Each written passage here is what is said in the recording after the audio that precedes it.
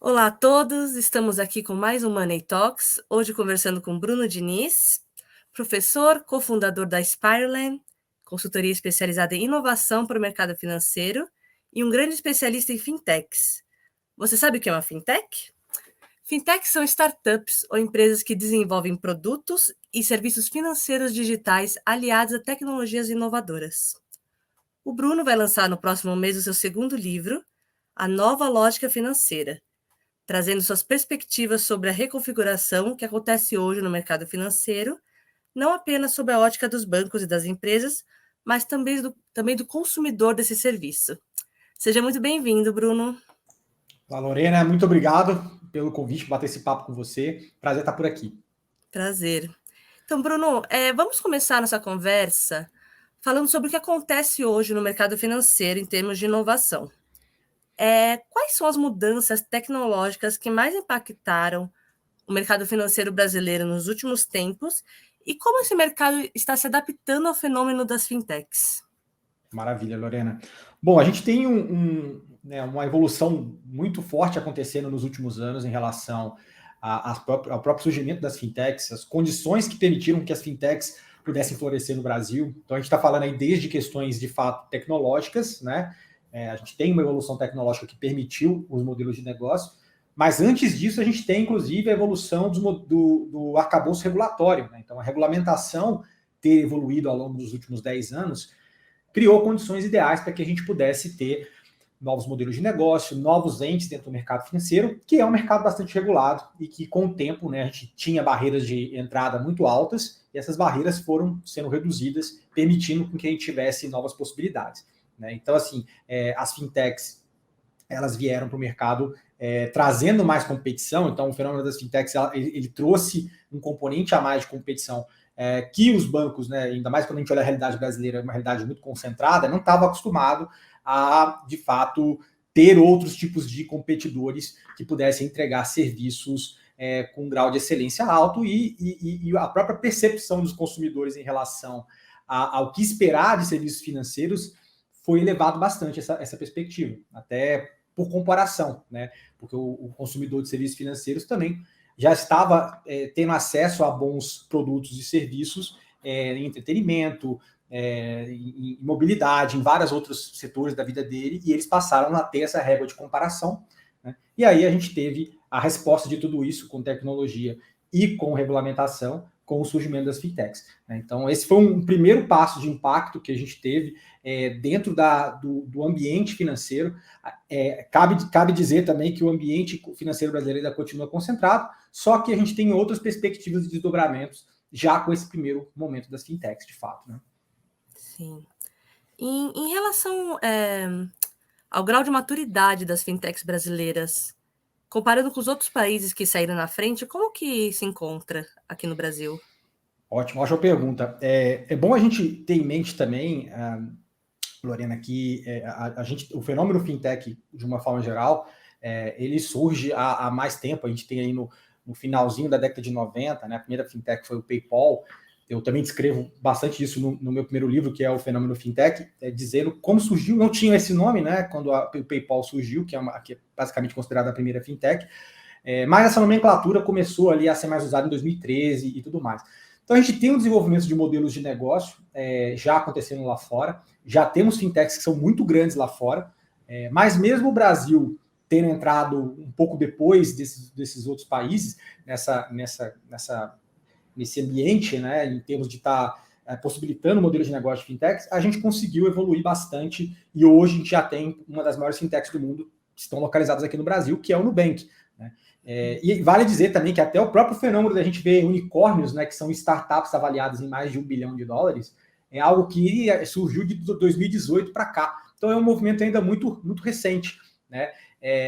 Isso falando em unicórnios de qualquer setor. Então, olhando para o segmento fintech, mesma coisa muito, muito recente. Mas a gente já tem alguns grandes players. A gente tem um Ebanks, um Nubank, uma Stone, né? Então, uma PagSeguro. Então, essas empresas, elas conseguiram atingir um nível bem interessante em termos de valor de mercado, em relação à escala das suas operações.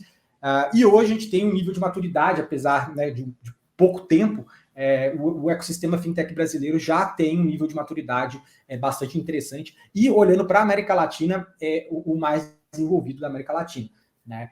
Tanto por número de iniciativas, como também arcabouço regulatório bastante desenvolvido, né? Então, eu acho que a gente tem um nível legal, mesmo quando a gente olha para países como os Estados Unidos, que já tem uma esteira de startups muito mais intensa do que a nossa, mas a gente está assim, bem localizado e estamos já colhendo essas oportunidades, inclusive dados investimentos recentes internacionais que estão acontecendo no setor, que mostra que está bastante aquecido também.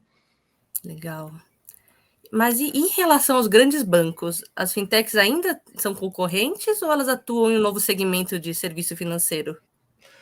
Em alguns aspectos, eles acabam concorrendo com o mesmo cliente, né? Assim, a gente olha, inclusive, quando a gente fala de neobanks, que são os novos bancos digitais, o Nubank se inclui nesse segmento, eles acabam também disputando com os clientes dos bancos tradicionais. A grande questão é que, para muitos casos, o Nubank, né, ele acaba sendo um segundo banco, uma segunda instituição com quem um cliente já de uma instituição tradicional se relaciona, né? Agora que eles estão evoluindo em termos de quantidade de produtos e serviços ofertados, eles passam a ocupar uma posição mais de destaque no dia a dia das pessoas, né? Eu digo que é o seguinte, a gente já tinha um mercado muito concentrado, agora abriu um leque, com as fintechs abriu um leque muito grande em relação à competição, a novas vias, novas alternativas, né? Caracterizando certamente de uma competição, né? E muitos bancos estão correndo em relação a isso, tentando pegar a agenda deles de transformação digital e acelerando isso, como também criando, inclusive, alianças estratégicas com algumas dessas fintechs. Então, temos também alguns casos nesse sentido,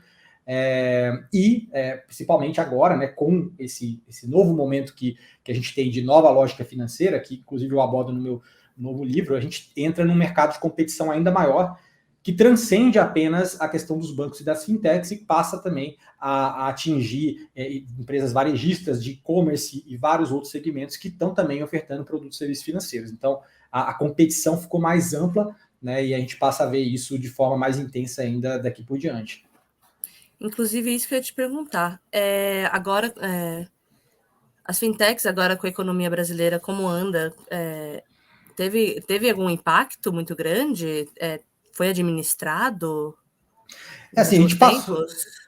A gente teve, né, a própria questão da pandemia, e com a pandemia, né, e também a gente tem aí outras reverberações ali de situação econômica por agora, mas olhando primeiramente para a pandemia, ela não foi um impeditivo para que a gente visse o crescimento das fintechs. De certa forma, até ajudou por causa da mudança de comportamento do consumidor, que passou a ser mais digital, né? Vale a gente lembrar, por exemplo, que a gente teve o próprio auxílio emergencial, né, do governo brasileiro, distribuído via Caixa Econômica, como Caixa tem, que acabou fazendo, né, forçando com que várias pessoas que não podiam ter contato social ali, baixassem o aplicativo, né, do Caixa Tem, para poder ter acesso ao benefício e poder acompanhar o benefício, né? Então, a gente viu aí uma inserção segundo a Caixa, foram mais de 100 milhões de contas abertas, então, uma massa gigantesca, e nesse meio a gente tem, inclusive, pessoas que nunca tiveram acesso a produtos e serviços financeiros digitais. Às vezes tinha medo até de usar o mobile banking do banco com quem trabalha ou nunca trabalhou com uma fintech. Então, você vê essas pessoas também tendo o seu primeiro contato. Então, ajudou nesse ponto de vista, né, de uso mesmo pelas pessoas.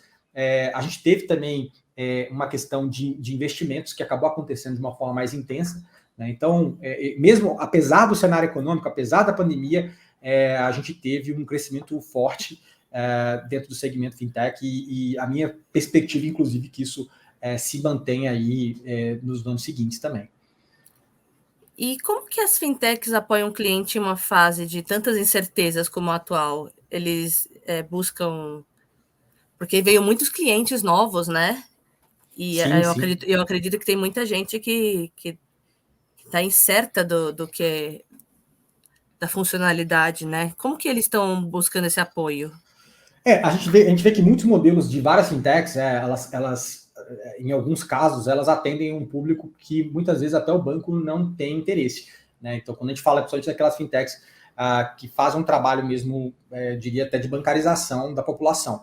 Né? Então, e aí você vê vários atributos. A gente vê uma conta digital, muitas vezes gratuita, né, para o cliente, ele não paga ali um valor de mensalidade de conta. Então, são vários aspectos que vão permitindo um maior acesso. Então, a própria questão de você se fazer presente como alternativa às instituições e muitas vezes também abrindo possibilidades para que você consuma produtos e serviços financeiros, né, porque não adianta nada você só ter uma conta e às vezes não ter acesso a outros produtos, serviços financeiros, é um papel que algumas fintechs estão trazendo para si, né, e estão ocupando essas lacunas. A gente tem, obviamente, um papel dos bancos durante o período de crise, até mesmo como agente repassador de diferentes linhas ali específicas também para empreendedores, né? Mas a gente também tem um papel super importante das fintechs. Assim, a questão hoje a gente tem muito mais alternativa do que a gente tinha anteriormente. A gente imagina se a crise, né, uma pandemia dessa acontecesse num período mais anterior a esse, né, que a gente vê de ascensão das fintechs, as coisas talvez seriam bem mais difíceis em termos de fazer com que as pessoas acessem de uma forma não presencial, de uma forma digital, produtos e serviços financeiros, numa época em que não se poderia ter contato né, presencial com pessoas, com isolamento social, como a gente presenciou. Né? Então, sim, tudo isso acabou corroborando aí para que a gente pudesse passar por esse período de uma melhor forma. Né? Sim. E o consumidor tem se encontrado mais exigente depois desse período?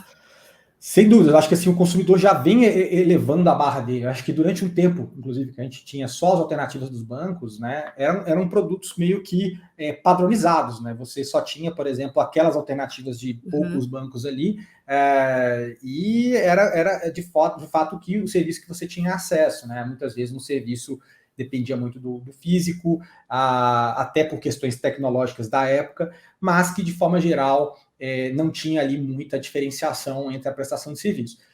Com a evolução, inclusive, de outras soluções que não necessariamente são financeiras, né? A gente viu ali Airbnb, a gente viu Spotify, a gente viu Uber, várias empresas de outros setores que conseguiram dar uma experiência melhor para o consumidor, né? Em mobilidade, em entretenimento, né? Na questão de hospedagem, como é o caso do Airbnb. Isso fez com que o consumidor também parasse para comparar, né, em relação à barra dele já está subindo de uma forma geral, né, em outros segmentos, fala, poxa, eu também gostaria de ter uma elevação de barra nos meus serviços financeiros, porque você invariavelmente compara tudo isso. Né? Então, o cliente já vem ficando mais exigente há um certo tempo. Com a pandemia também, alguns deles tiveram a condição de testar serviços diferentes, então ele já tinha um próprio comparativo, você nunca usou um serviço financeiro digital, do Caixa Tem, ele tem um acesso do Caixa Tem, isso abriu a porta para que ele testasse outros, aí ele pega, por exemplo, um PicPay, aí ele pode ir comparando um serviço com o outro e ver aquilo que melhor se adequa à tua própria realidade.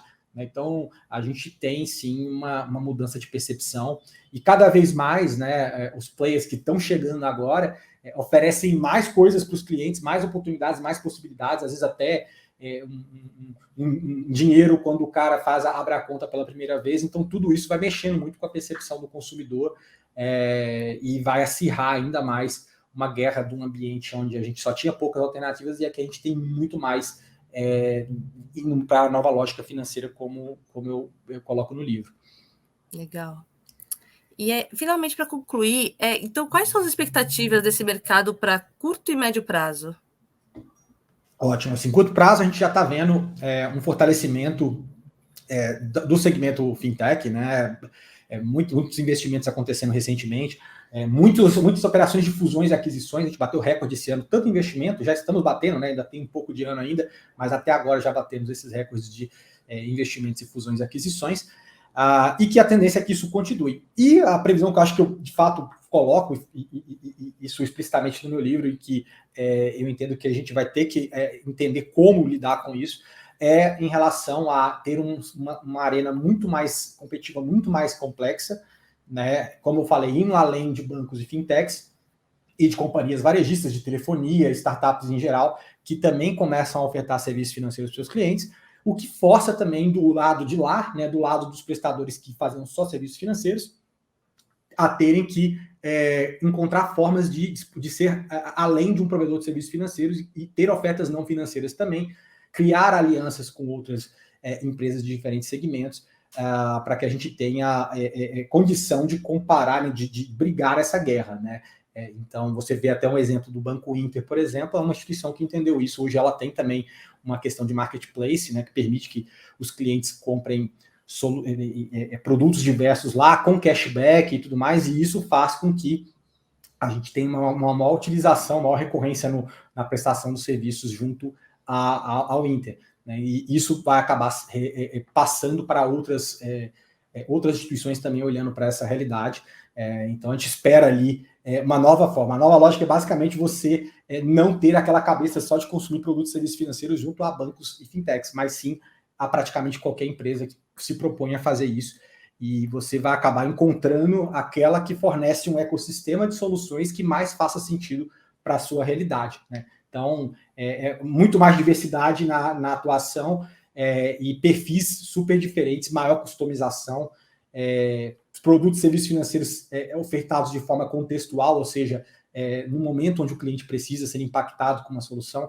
Então, todos esses elementos vão ser decisivos para esse novo momento que a gente está vislumbrando daqui para frente no longo prazo. Legal. Bruno, muito obrigada pela conversa. Não perca o livro do Bruno, que vai lançar dia 11 de novembro, A Nova Lógica Financeira, que com certeza vai esclarecer ainda mais nossas dúvidas sobre o universo das fintechs. E até a próxima, Bruna. Foi um prazer. Maravilha. Lorena, só uma pequena correção, vai ser dia 9 de novembro que vai ser o lançamento 9? do livro. Exato. E eu vou fazer um lançamento também presencial na Livraria Martins Fontes da Paulista, então também a partir das 18 horas até as 21, ficam convidados também, se vocês quiserem aparecer por lá e eu poder assinar, autografar a obra de vocês, o exemplar de vocês. Muito legal, adorei. Mas agradeço de novo pela oportunidade e foi um prazer falar contigo. Muito prazer, obrigada, viu? Até mais. Um abraço, até mais. Tchau, tchau. Tchau.